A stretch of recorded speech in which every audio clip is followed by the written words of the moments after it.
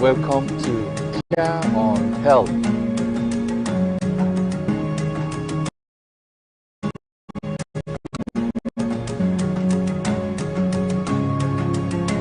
TSTV, connecting your world.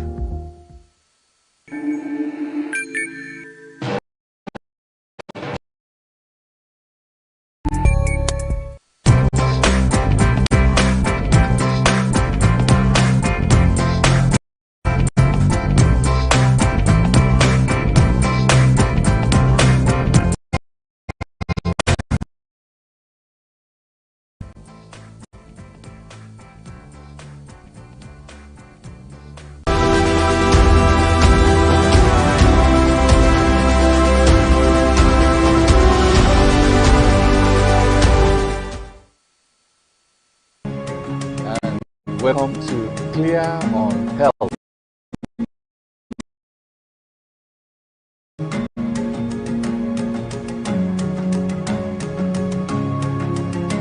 TSTV, connecting your world. Good evening and welcome to another episode of Clear on Health, a health program that tries to get you informed so that you can live better and healthy lives. We are airing on Africa Health Television on TSTV. We have an interesting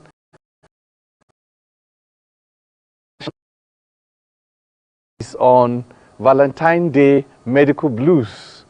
Don't mind my coinage, but by the time we talk about it, you will understand what we're talking about.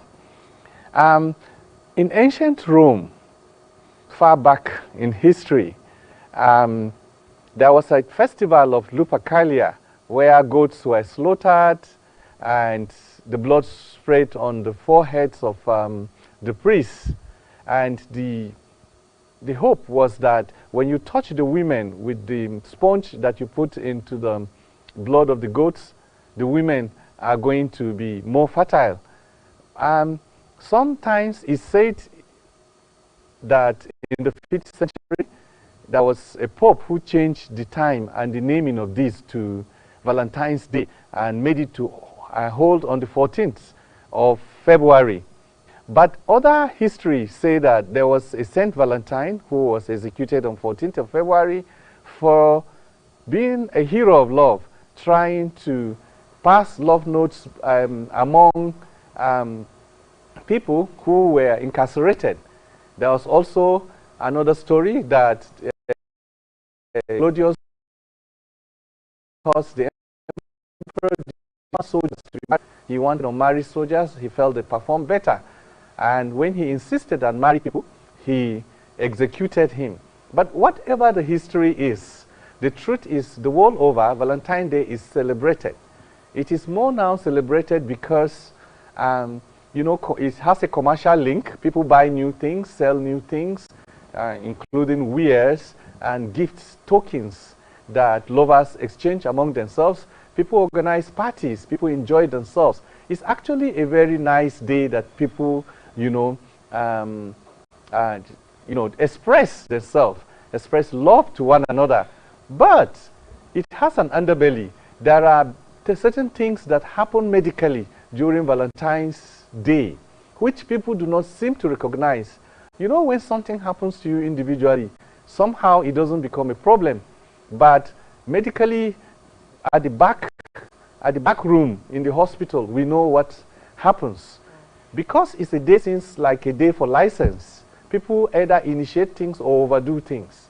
People take drinks that get them into stupor and they go behind the wheels to drive. They end up with accidents.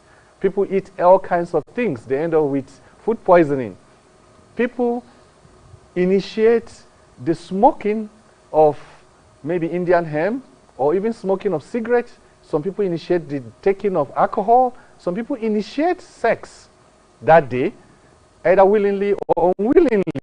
And other things happen because part of the love talkings that are passed among lovers sometimes is sexual fluid that can cause sexually transmissible infections, and also pregnancy can occur with all its consequences. In the next, for today's discussion and in the next 2 days, we will look at those medical blues, as I call them.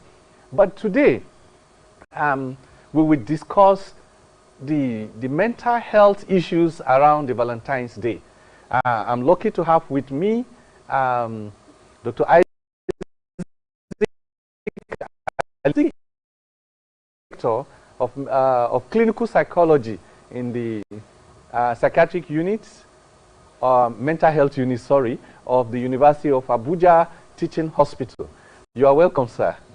Thank you. Brother.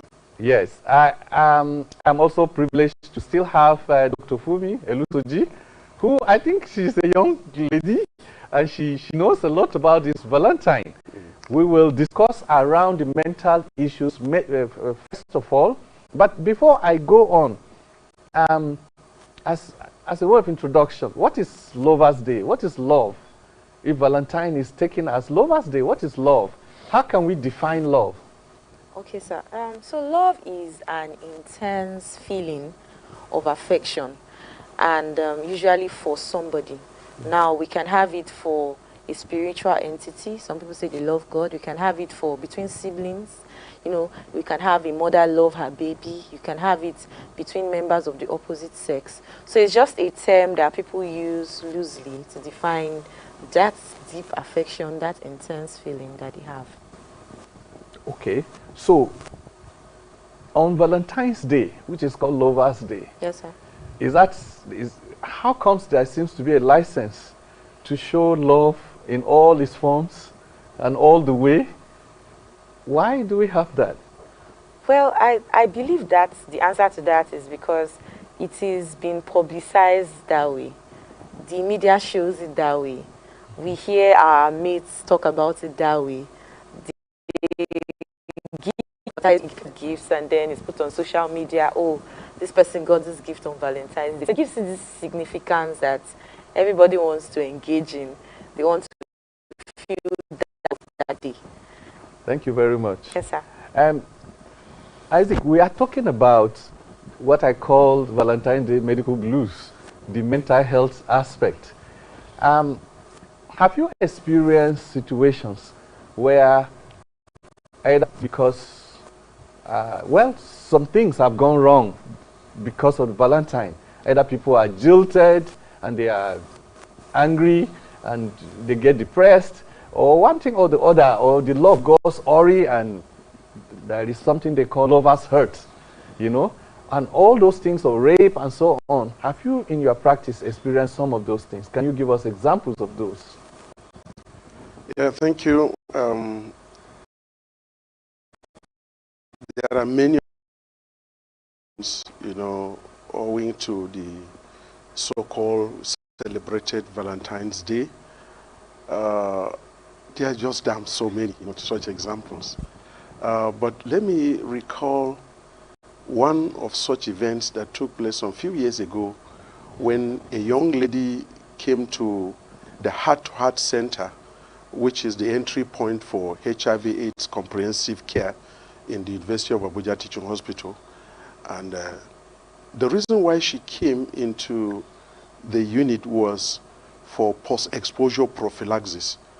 Post-exposure prophylaxis is the medication we offer to people who have been exposed to risk factors for HIV if they got exposed within the past 72 hours. It's usually 72 hours. So if one is exposed to risk factor for HIV, say the person is raped or there's a professional error, the person, you know, got a prick, you know, in the course of is a known you know, HIV positive. The person comes, you know, for post-exposure prophylaxis. This set of drugs is given usually to people, you know, exposed so that it can protect them from being infected. Right. That was what brought the young lady. Yeah. And in the course, I learned that she attended a so-called birthday. That February of that year, some years ago. And much later, after I finished all my psychological evaluation, I tend to believe that there was no such thing like birthday belonging to one of the members of that group, but rather it was just a Valentine thing arranged, but she was deceived into believing that it was the birthday of one of them. And it was a friend that invited her for a birthday of her friend. Okay. And that friend somehow became like her Judas Iscariot. The friend went to give her up to other friends in that group, so to say. In the midst of the night, after 12 midnight, there was a kind of a cry, and it was alleged that a cult group attacked that compound where the party was holding, and everybody was running helter-skelter and things like that. And that thing went for about 10-15 minutes, and everywhere became silent. You know, by then people have squatted, you know, here and there. People have taken positions and so on and so forth. And then eventually she discovered that there were no people in that party except some few. And then one was by her side telling her, I can escort you, I can take you back home. It was around 1 a.m. around that time. That was how she got raped, not only by that person, but another person came again, and another person came again. Where was this friend that took her there? She was nowhere to be found. Of course, at the end of the day, she was told because of the rampage, you know, everybody was running helter-skelter, you know, for hiding place, she too ran. But it looks to me it was a mastermind thing, it was a premeditated thing, but it is courtesy of Valentine's holiday. Okay. And it's sad that that thing has happened. This lady shortly for further evaluation and issues that has to do with acute, you know, stress, you know, were there, just so prominent. Post-traumatic stress disorder cannot that just, you know, took place. So acute stress disorder was so prominent in her manifestations.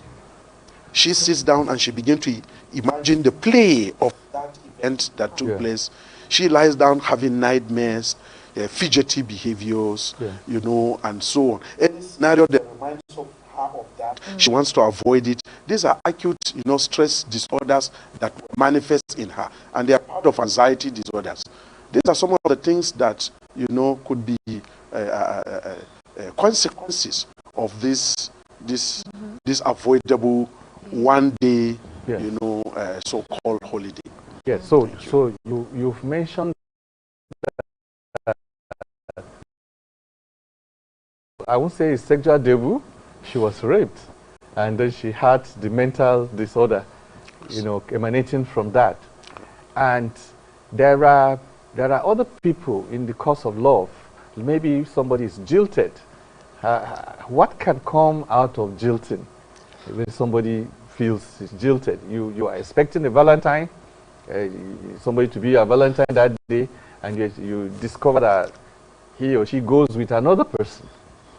I can remember also one of the cases, though it was not brought to us immediately, but in the course of history taking, we were able to link it to a certain Valentine Day when this young woman shopping mall and decided to use that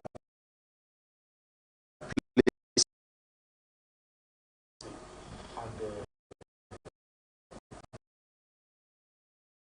dressed and came back home sunk, shattered, battered, scattered, and tattered, and needed to be gathered together. He couldn't come to the clinic soon thereafter, but when he was manifesting symptoms of depression That was when he was brought to the clinic, and we could link it to that event, and then subsequently unfolding of other events, still related, to that. So it's a thing that can cause. Was trying to relate the steps that leads to people committing suicide, and severe disappointment is often one in the listing of Burmester about the process that leads to suicide. And it is a common thing among particularly teenagers nowadays, among youths generally, and so on. And it's severe disappointment could be the result of that, and such holidays it will it. really be very bad to say that because of Valentine's Day somebody is severely disappointed and the person develops depression, and that leads him on the road to suicide. These things really happen, but it is unfortunate that it happens and people keep quiet, or nobody really relates it, since that suicide is going to take place years or months after that kind of disappointment. Now, the other thing that can happen is that is going themselves, but then sometimes people turn and begin to fight. Are there such other examples? Yeah. Though not brought to our clinic, say we've had a lot of stories where people go for just some few years ago, one of our pastors who was a vice principal in one of the schools in Gwagwalada area council, his students came to do Valentine's celebration in one of the popular hotels in Gwagwalada. I don't want to mention the name. And in the course of that celebration, there was serious fight. I suppose it could be between, rival groups, rival cult or whatever. But there was, a fight that broke between, opposing groups, and the result was terrible. That some were brought to the hospital, casualties. So it could be one of those things. They are sad events. Yes. Fumi, are there other experiences you want to relate to us? For of love gone sour? With medical consequences? Mental? Be specific about that day that is not February 14th.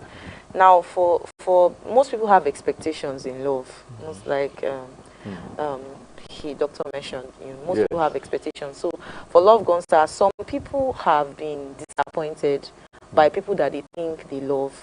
Now, I talked about social media initially. So social media gives you a false appearance of what love should look like. And then it's very different when you meet reality. Now, I'm trying to remember, I think I've heard of a young lady that went out to see her supposed boyfriend, who allegedly was a Yahoo boy. And after their encounter, she became ill, and that one is, we can't really explain what led to the illness, but she became ill and died subsequently from there. Now, we've heard of rituals happening for encounters. We'll talk more about those. But maybe we take a break, and when we come back, we continue this discussion. But I think it will be interesting if our line comes up on the screen, so that we will ask for people to in. We are discussing Valentine's Day medical blues, things that can go wrong. And particularly today, we are talking about things around mental illnesses that can happen as a result of Valentine's Day, because it's not all things that are rosy. Now, we'll take a break. When we come back, we continue with this interesting discussion.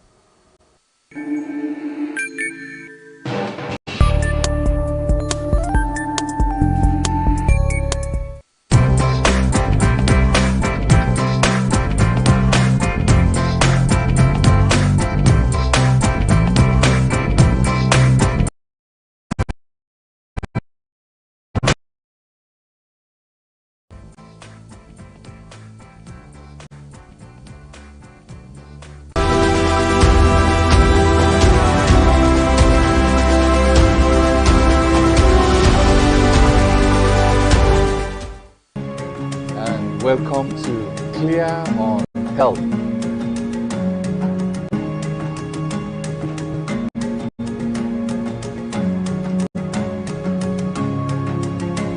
TSTV connecting world.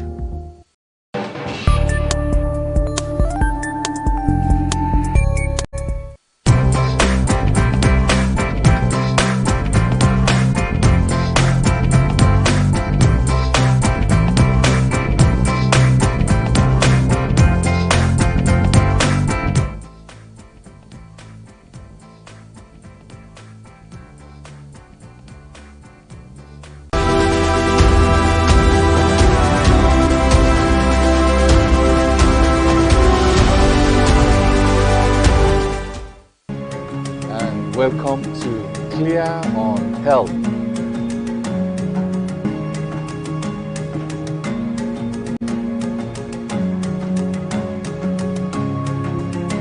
TSTV connecting your world.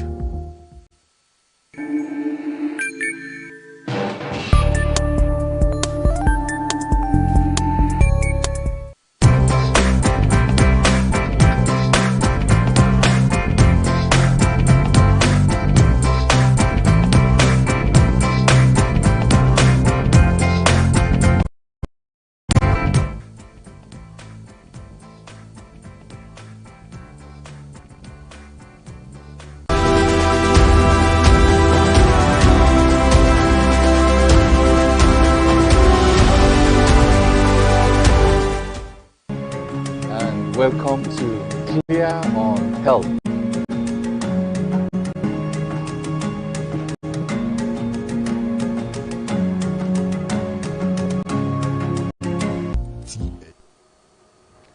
Welcome back. We are still discussing Valentine's Day medical blues, and my guests, Dr. Isaac Ali and Dr. Fumi Elusoji, are still with me. We have said in our introduction that it is a day that people seem to have a license to do anything, to do what they have been doing in greater amounts, and to start doing, to try new things. One such new thing, I believe, is the taking of drugs and dangerous substances, people smoking. Either they smoke excess or they become debutants into smoking. They begin to initiate smoking or the taking of any hard drug. That happens. I believe that happens. Dr. Fumi, what age group is mostly influenced by this? Well, I would say that among teenagers, even though these days we are hearing that we have younger and younger, younger children getting involved. It's among teenagers. Is the point where there's this restlessness, you feel anybody stopping you from doing certain things is your enemy or is against you. Then there's also the issue of peer pressure. You see your friends doing it, you see your friends doing it and nothing happening to them, and you want to try it out. So it's that teenage age, and then somehow they start to do certain things that have consequences on even their adult life that they have no idea about. Yes. So I think it's teenagers, sir. So Isaac, the initiation of, smoking, drinking, taking of hard drugs, what influences this group of people to initiate that easily? Because this really happens on Valentine's Day. It's like some people prepare for it and are ready to initiate a newer crop of people. What influences this age group to get initiated?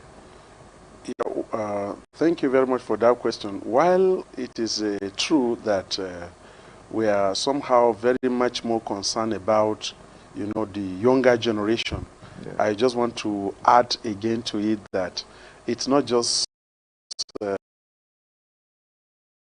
even the older generation also can be under pressure. In fact, under intense pressure to be initiated. We have seen the party of the high and the mighty, and some of the high and the mighty who have not been doing certain things, you know, initiate certain behaviors that is strange, you know, to them. And you begin to wonder sometimes, why of all your years you have not started this until when you have reached this old, common to younger generation, but even the older generation too. Okay. The Abraham Maslow, a humanistic psychologist, will say that people have needs. And he started with the physiological needs. And that when people's physiological needs are met, the safety need is the next thing that people go for. And that when people's safety needs are secured, the next thing is the need for belongingness. And Carl Rogers, who is urge to community. That urge to community is wanting to identify with a group, wanting to identify with people that have some common with you, either by reason of age, social strata, or whatever, and you want to belong. If there's anything that human beings do hate, is rejection. So you want to belong.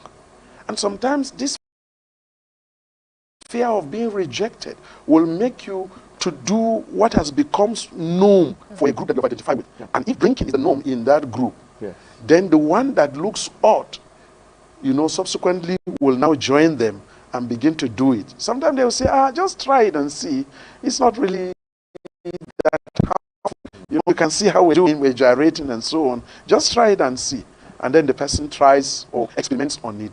And from there, the person begin to cough. If it is smoke, he coughs. It's because, oh boy, forget. You know, this is the first time. When you try the second time, the third time, oh, you'll be better for it. And that's the journey into subsequently, you know, abuse, you know, and then even, you know, addiction. Yeah, so yeah. Usually it's that. Yes. Initiates. He goes down the road to become a heavy smoker, dependent on smoking and so on. When someone initiates hard drug or smoking of marijuana or cocaine, how is his trajectory from the time of initiation of that down the years from that point? It depends on the particular psychoactive substance that the person is introduced to. Okay. Some substances, you know, people get addicted to it so fast. In fact, after first, second, third use, you know, is less. So one will have to be doing it, you know, for quite some time before it will now.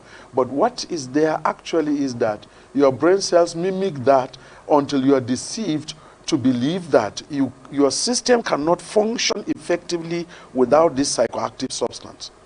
And you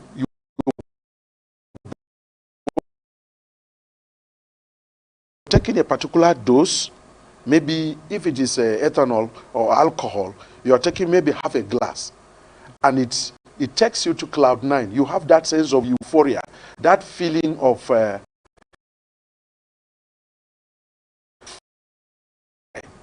Now a time will come, you know, when you're doing it for some time, when that half a glass will not take you to that nice experience in court. So you need more of it. It is like what the Igbos will call Odeshi. Your body system say, no, this half glass cannot do me anything. I don't pass this half glass power. So you need a full glass this time around before it will take you to that cloud 9. So from there you will graduate again until you activate that particular psychoactive substance. You know, from 1 glass to 3 glasses, you know, to 1 bottle. Some people take a full carton of beer. And you know it will take you longer time to take a full carton. That means your activity centers out your work, because you're spending most of your time, you know, on this drug. Your work gets affected. Your relationship, of course, if you're a married person, you know, is affected because you no longer have time for your wife and for your children. You spend most of your time, you know, with this, your newfound friend, you know, which is alcohol. And that's how it cripples you. It becomes a hook. You can't do without it. that's sad that it becomes a hook. But there are a group of people who are forced into initiating this, not really willingly, like by peer pressure, into sex. Another person is forced into taking marijuana because it is used to lace his drink or his food. Another person, maybe they lace her drink and with a particular thing that is an intoxicant, is something she can become dependent on. Now, for that class of people whom you were not willingly taking it, you didn't go in with your own consent, is there, I mean, do they usually follow the same trajectory, or they can have a will since up initial they never intended to take it? You were drugged or you were forced. Still, it depends on sometimes the psychoactive substance that people are exposed to and the kind of nauseous, event that took place, at that time, and the mindset of the individual. Some people are raped. As a result, they get infected with sexually transmitted, diseases, and mindset, they say, I didn't buy this, so it won't stop with me. I've got to spread it. That's how they begin that behavior. They now learn that self-destructive behavior of even sometimes going into commercial, sex, work and things like that. So you need to they are taking it back. Yes, on it's society. like the society that put me in this condition. But I just recently, a young lady was brought, to our clinic, by the mother. Yeah. I was privileged to be in the church, to give a talk, on a particular issue. And then later they got to know that I'm a psychologist. So they started coming to see me, some of them that have challenge. So this woman called me some few weeks ago and said her daughter, needs to see me. And she brought the daughter. And the girl has passed through so many things. Oh. She's just 21, but her experience, 60-year-old person. What this young girl has passed through, a 60-year-old has not passed through this life experience of this young woman. She said, last year, she got exposed, to cocaine in Lagos, where she was. She said, one of her friends, collected something from her. She was, into selling and things like that. Yeah. And, to where she could trace her. Then from there, the friend said they should go to a particular friend's house where she would get the money to pay her. And when they got there, she told her to wait, downstairs. And the friend, climbed upstairs. And she took her phone, toggling. Then shortly, she saw one horrible, creature, descended with dreadlock looking, And then that person said, what are you doing here? You are a suspect. She said, no, I came with my friend who has climbed up. I guess she's been together with you people. This. Believe you. You're a spy. This. Okay, you are not a spy. You must. Before he finished this talk, about 3 others have surrounded her. So she was forced that was how she was introduced to cocaine. Yes. Wow. We're not talking, Valentine's Day. We're talking about a normal day. Yeah. Into it. That was the beginning of her doing. So she would like up on society. Yes. From there, she now continued that thing. She became to it. Exciting, but we will dig more on that. Viewers, I still remind you of the numbers: 090-7111-5342, 09-07-111-5342. We will take a break, and when we come back, we will discuss more on those initiations and how we can try to limit it as a people, as an individual affected, and as a parent. We're taking a break now. Thank you. And welcome to Clear on Health.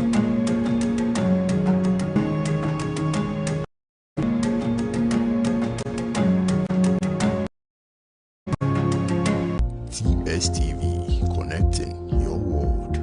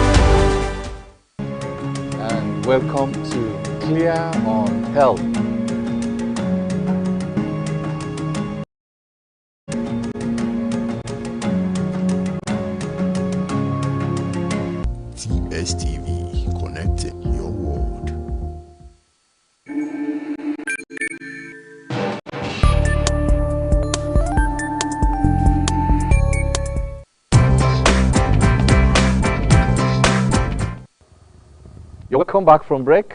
And if you are just joining us, we are discussing on health, the topic Valentine's Day medical blues. We are particularly concentrating on the mental health aspects. We have discussed on the various things people engage in and how people become debutants in taking of medications and one thing or the other. And I guess we're trying to discuss particularly those who were forced into starting certain things. They are likely to take it back on society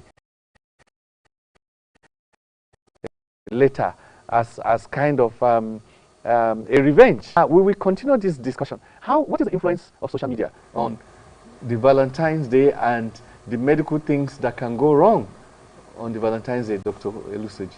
Okay, sir. So for Valentine's Day, now most people have a smartphone. Yeah. And then you have younger and younger people having a smartphone. And then your smartphone exposes you to social media. We have WhatsApp, we have Instagram, we have TikTok. It's a way of, now social media is a very good educator.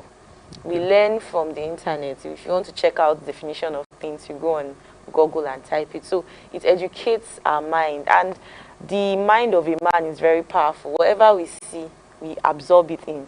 So social media has a way of painting certain things to look like it is beautiful. Now, Valentine's Day, sir, like you mentioned, is a day where some certain products are sold. Yes. The color is there. We have the red, the white, the pink.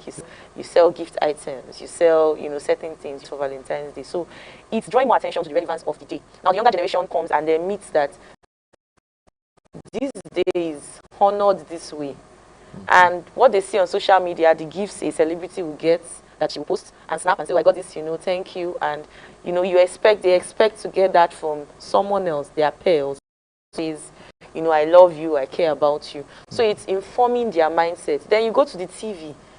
On TV, it's advertised. You see there's the feminine aspect of things. Different things are glamorized on the TV. So everything has a way of informing us about what life should be really. But sometimes it's not as real as what it should be. Okay. Now that's an aspect of how social media informs the youth. Now I feel everybody comes from a family. Now family makes up what our society should look like. So if we say Nigeria is not what it should be, it means the family unit has not done the best that it should do. Okay. Because these people. So I feel the first step to changing certain things is from the family. Father, mother, siblings, auntie. They say in Nigeria, we say a community is the one that brings up a child, not one person. Yes. So how do the parents relate with their children? What are the truths we tell our children? Are our children free with us? Are youths free to talk to, an elder sister, an elder brother? Do they get the relevant advice that they need? Because we can't cut off social media. We can't tell them not to watch TV. We can't tell them not to have certain friends. But if they the right kind of example from the home structure, then you are sure that at least half of the work is done. No, but Dr. Fumi, you are a young lady. Yes, sir. To what extent does social media influence you to do what you don't want to do, what you normally would not do? A large extent. And how do you block some? A large extent. Yeah. Now, okay, you said I'm a young lady. So once when you pick up my phone, Yes. depending on the kind of people that I follow, or people I see on there, the way they do certain things, I see a dress. I like that dress. I want to buy that dress. Yes. It looks good. Or how much does it cost? Yeah. Now, the things that would stop me from going the extra mile is my mentality. Do I have enough money to foot that bill? If I don't have that money, do I need that thing now?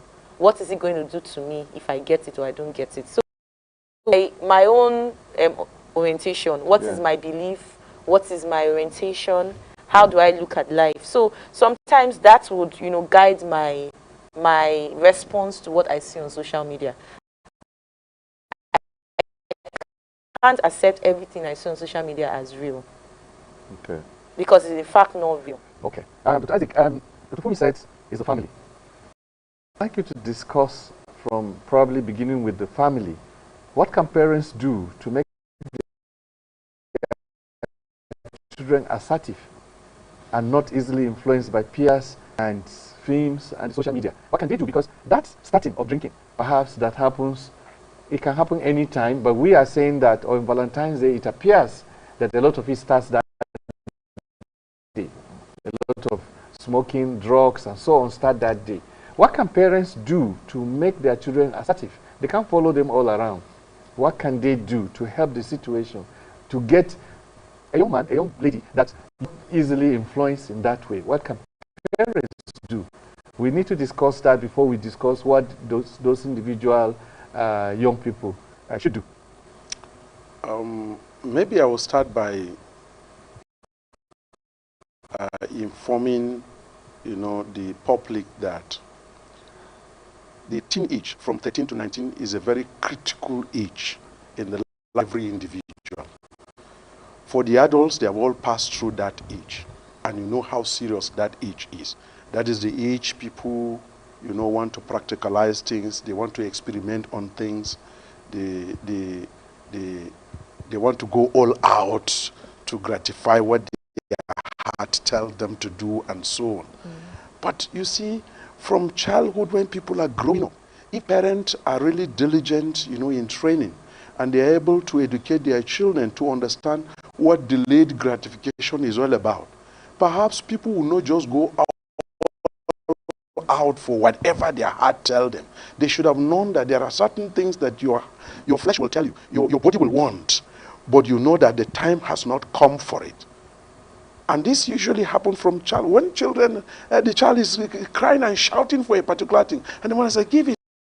Say, give it to him. You just give it to him. Anything he wants, you just give it to him at the time you want, in the quantity you want.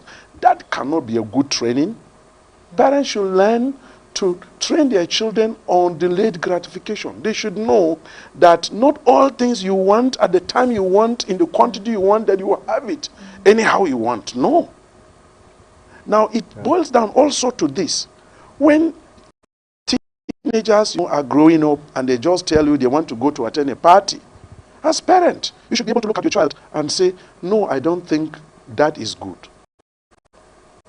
Do we have common family rules? We've grown to we're now so sophisticated, so social beings that we don't have rules anymore in home. Children come back anytime and parent will not ask, where are you coming from, and so on. Do we have rules that by 7:30 every member of this family must be home? We don't have such rules. 7:30 we're home. For Muslims, probably for Christians, they organize, evening, family devotion, and things like that. And then by 8 or after 8, you watch one or two things, and then you say, well, everybody retire on bed. We don't have this anymore. And these are laxities that are weakness. There was a popular television program, anchored by then Frank Olize. It's Sunday Tonic. Yeah. Is it 9 o'clock? Yes. It's 9 o'clock on Sunday. Parent, do you know where your children are? And things like that. We don't care where our parents are at 10 o'clock, at 11 o'clock. These are some of the issues. But parents must learn to bring their children close and befriend them. You should first become friends with your children. And when there are other things that want to take advantage of them, they will a little bit be free to be able to discuss with you or with, the other, partner. If you're the man, probably they can discuss with the mother before it reaches you. If they're freer with the father, but not very often, most of the freer with the mother, we should befriend the children so that they will be what is bugging them, the things that are known in their minds and so on. These are some of the issues where we're getting it wrong. And then our children, grow up without any inhibition, without any break. They just go all out. Yeah, but what about the teenagers and even adults can easily get influenced? Yes. Someone listening to us now, what should he do to build himself or herself in a way that peer pressure that leads to bad behavior or initiation of bad behavior on social days and activities like the Valentine's Day would not take place? Talk to us individuals now. What can we do? How can we act to reduce our propensity to be influenced by peers? A simple advice I would give is as it is commonly believed, birds of the same feather flock together. Okay. And all that, do not be deceived. Bad company corrupt good manners. What is the kind of company that you keep? If you keep bad companies, companies that love partying, love extravagance, most likely they will drag you into it. That's why it is said, do not be deceived. Because human beings have that tendency to believe, I can relate with them, yet they will not drag me into their mess. They are on their own, me, I'm on my own. It's not true. They will influence you. Do not be deceived. Don't deceive yourself. For bad company corrupt good manners. So I will counsel simply, you should mind the company you keep.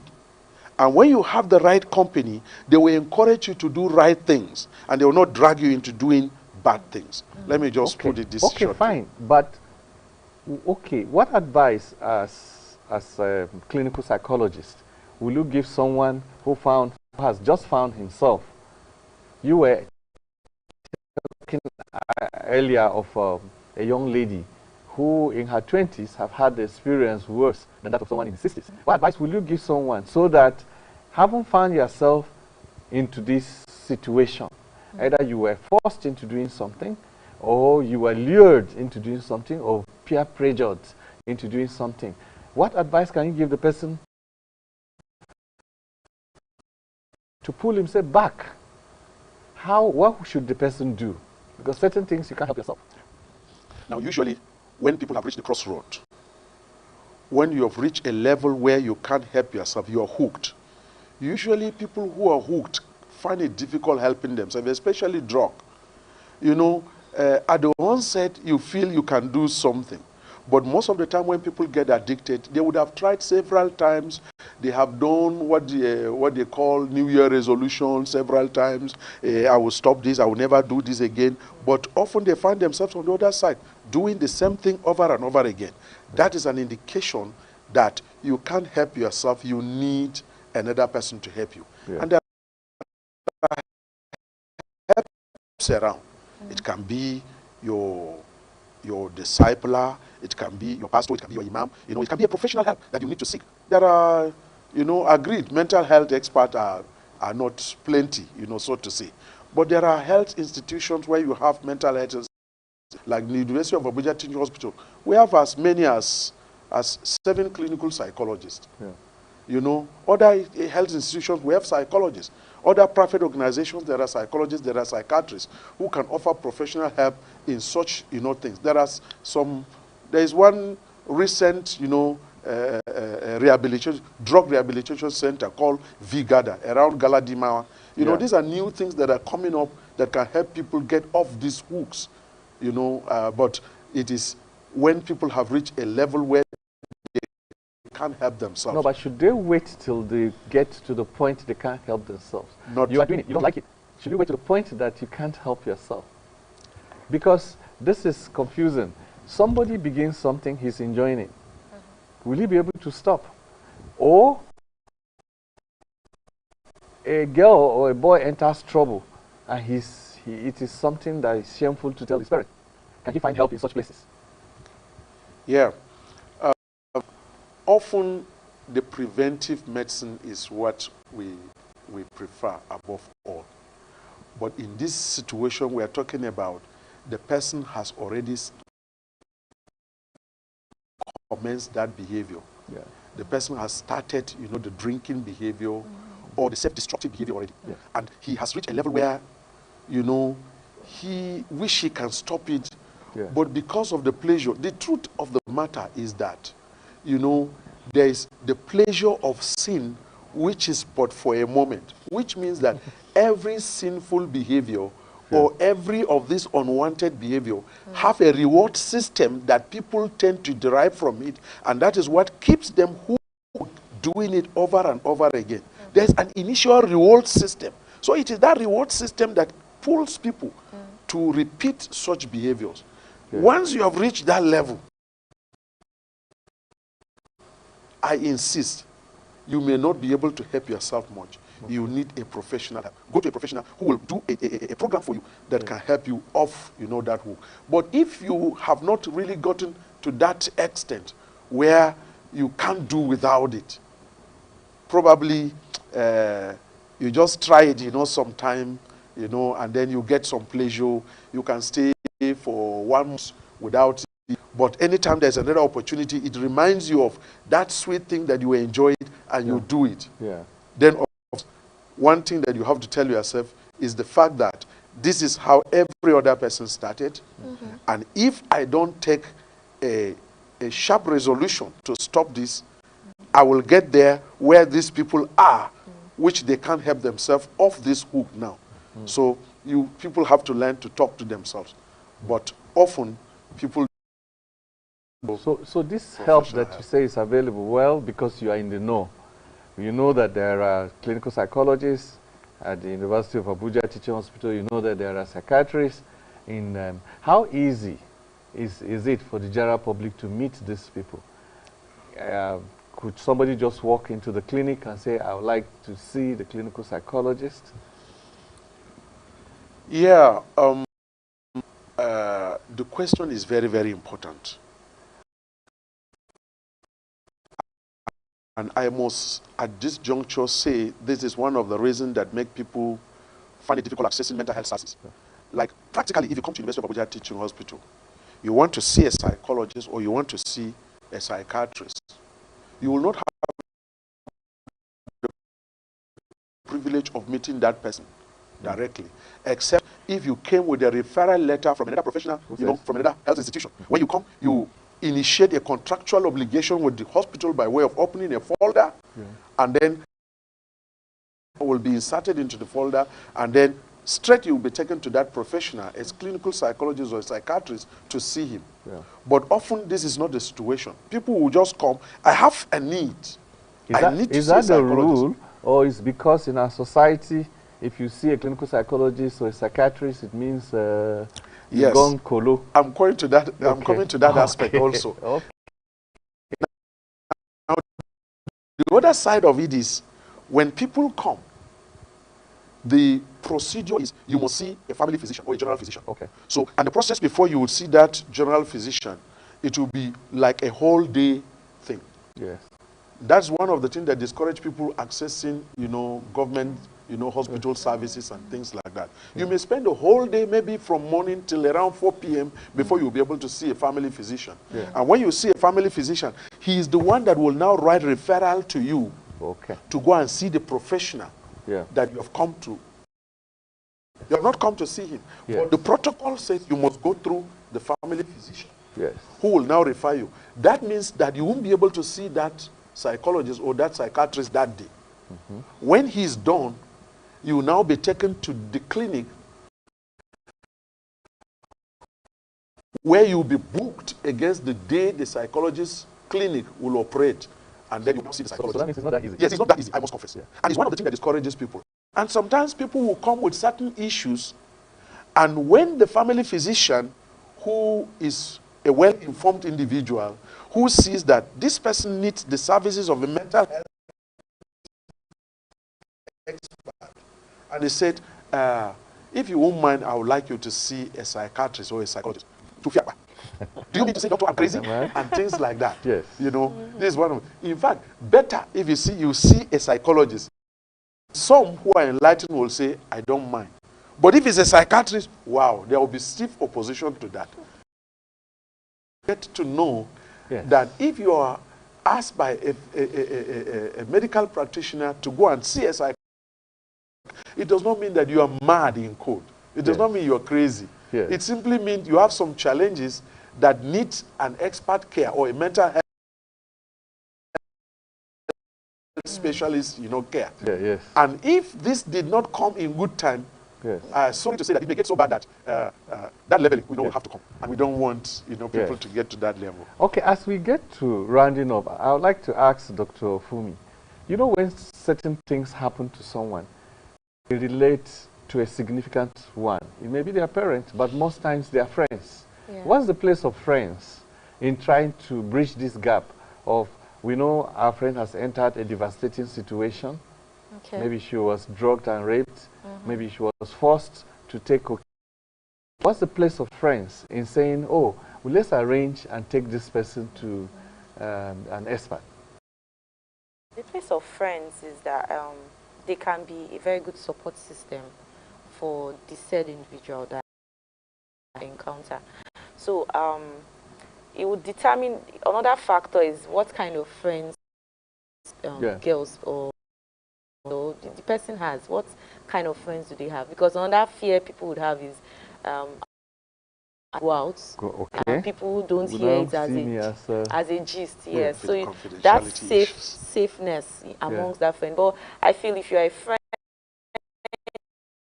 of someone that had a bad encounter, you should try and find the best kind of help. If possible, talk to a mature person that you can easily relate to find a, there are private facilities to see a psychologist, even if you don't want to go through the hassle of going through family physician, someone that can direct you. It can be a spiritual leader, it can be someone you trust, but some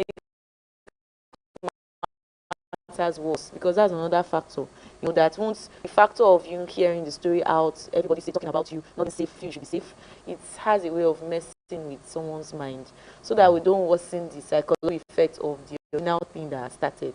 It's good to talk to someone that you trust. Now you talk to people, should talk to an elder. The problem with, they don't trust the older one. Why? I heard stories from fathers, parents, elder people have failed them, but there are people you can trust, and you should be able to talk. If you don't talk about something, it would keep festering and get worse. So the secret does not help a matter. Well, thank you very much. But before we round up, I would like to hear from you. What message, because we have just discussed the mental health issues that can emanate from those things. In 30 seconds, what is your message for the youth and the parents? Mental health issues that may emanate from issues around the Valentine's Day. Just a few words. Thank you. Maybe since I have few words, let me start by maybe correcting this impression. My brother, whom I've known for over 20 years, because we've not been, that very close for quite some time. He assumed that I'm a doctor. I'm not a doctor yet. I'm still doing PhD program. I'm not rounded up yet. All right. So I'm still Mr. I'm still Mr. Isaac. Your last word. Ali, thank you. Let me just say it, the last, word that parents should keep watch over their children particularly. They should have a sense of discipline. They should still bring back the family rules, on ground, so that, people would not just behave anyhow. Every home should have a rule. Children, or younger ones should be mindful of the friends they keep, the company they keep, it will help them. It's not likely that when you have a good company, you will be exposed to smoking, to drinking, or to even being raped and so on. So maybe let me... Yeah, well, thank you very much, Mr. Isaac Ali, for coming and for expressing to us a lot about the mental health issues. Thank you very much, Dr. Elusoji, for giving us your perspective on mental health issues that can arise as a consequence of overuse or misuse of the Valentine's Day. Well, viewers, this brings us to the end of this program for today, but we still have maybe 2 sessions to take concerning the Valentine's Day medical blues. We talked about gifts, and I encourage that you gifts to exchange as a token of love to people, but be careful, as we're going to discuss we take in the next discussion, the other gifts you can get. You can get sexually transmissible diseases, and those are the things we are going to discuss as a consequence of things that can go wrong on Valentine's Day. Till then, bye-bye.